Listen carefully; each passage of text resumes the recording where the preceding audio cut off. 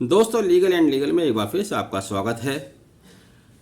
One nation one registration के लिए भारत सरकार द्वारा एक नियम लाया गया कि पूरे देश में प्रत्येक प्रकार के वाहनों के लिए, प्रॉपर्टी के लिए एक ही रजिस्ट्रेशन व्यवस्था लाई जाएगी।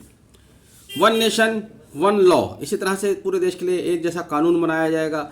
इसी लाइन में one nation one education board की मुहिम चलाई है और ये मुहिम चलाई है अश्विनी कुमार उपाध्याय ने। इन्होंने माननीय उच्चतम न्यायालय के समक्ष एक रिट पेटिशन दाखिल की है, जिसमें उनका कहना है कि पूरे देश में बच्चों को पढ़ाया जाने वाला सिलेबस एक जैसा होना चाहिए, एक समान होना चाहिए, यूनिफॉर्म होना चाहिए।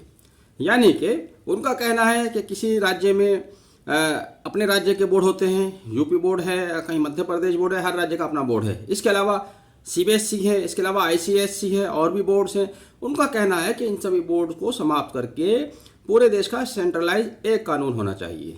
जबकि सीबीएसई ने इस रिट का विरोध किया। उन्होंने विरोध करते हुए कहा कि पूरे राष्ट्र को एक जैसा सिलेबस पढ़ाया जाना कहीं से भी उचित नहीं है, चूँकि हमारा देश विविधताओं का देश है। हर प्रदेश की अलग अलग संस्कृति है, अलग अलग रीति रिवाज हैं। बच्चों को उनसे अवगत कराने के लिए प्रत्येक स्टेट का अलग बोर्ड होता है, सीबीएसई का अलग करिकुलम होता है।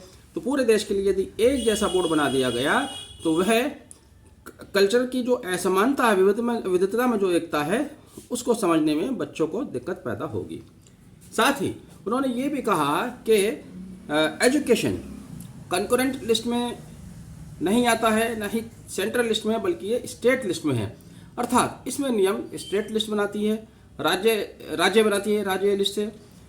तो राज्य को अधिकार है कि वो शिक्षा के लिए अपना सिलेबस तय करे, अपने नियम, अपने कायदे कानून बनाए।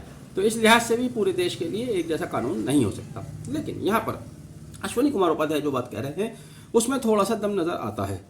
पूरे देश के लिए एक करिकुलम हो सकता है, क्यों नहीं हो सकता।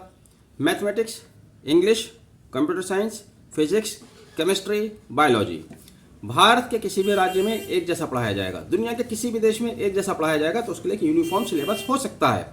हाँ, अगर डिफरेंस आता है तो ह्यूमैनिटीज़ पे आता है, वहाँ पर भी लैंग्वेज में हिंदी, इंग्लिश, उर्दू, मलयालम, पंजाबी। तो वो हर स्टेट में स्टेट की चॉइस होनी चाहिए, ऑप्शन होना चाहिए, उसके अनुसार उनको चुनने का अधिकार होना चाहिए।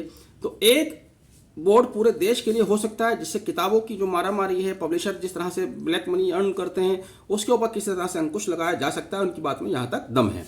स्टेट सूची में आता है तो उसको स्टेट सूची में अगर आता है तो केंद्र सरकार को राज्य से मंत्रणा करके इस पॉलिसी को लागू किया जा सकता है या नहीं किया जा सकता। इस पर आप भी अपनी राय दीजिएगा। आपने वीडियो आखिर तक देखा। Thank you, have a nice day.